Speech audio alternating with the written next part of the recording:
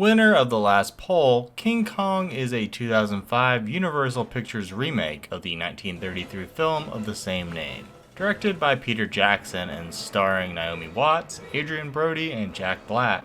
This is the first Kong film to bring the giant ape to life using CGI. For those unaware, a director and his crew wind up on an island inhabited by a giant ape, King Kong. Kong's not the only giant creature here though. Lizards, bats, centipede type things, other bugs, spiders, triceratops, brontosaurus or at least brontosaurus type dinosaurs, and the V-Rex. Eventually, Kong is brought back to be put on display in New York where he breaks free. Movie is coming up on 20 years since its release, and honestly, the CG holds up a lot better than I was expecting. Still interesting to see how far big budget blockbuster CG monsters have come since. Kong fights 3 V-Rexes while holding Anne. It's pretty cool.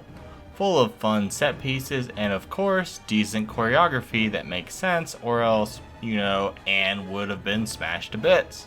Plus, we get that signature Kong jawbreak. Acting is solid, especially Naomi Watts. Should note, Jack Black plays the straight man pretty well. The natives are kinda scary here. I dig it.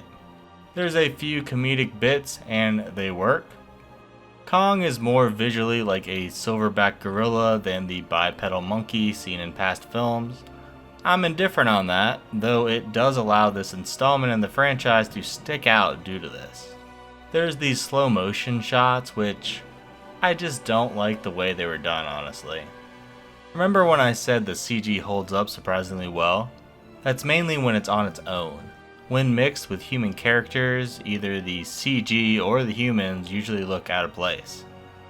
Also, some green screen effects without CG look bad. Actually, some of those instances the backgrounds are probably CG, huh? The movie is long.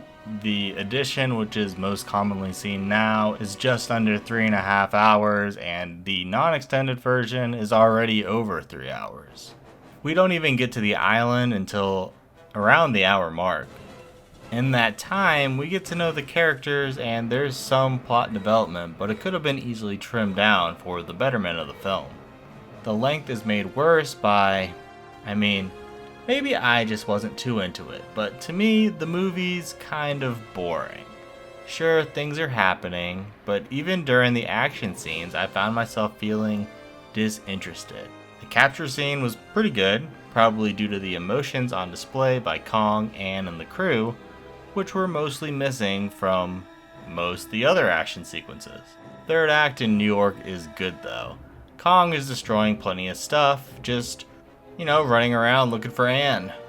There's a nice chase, the action is actually exciting, all the music really hits. The plane showdown did go on a bit long.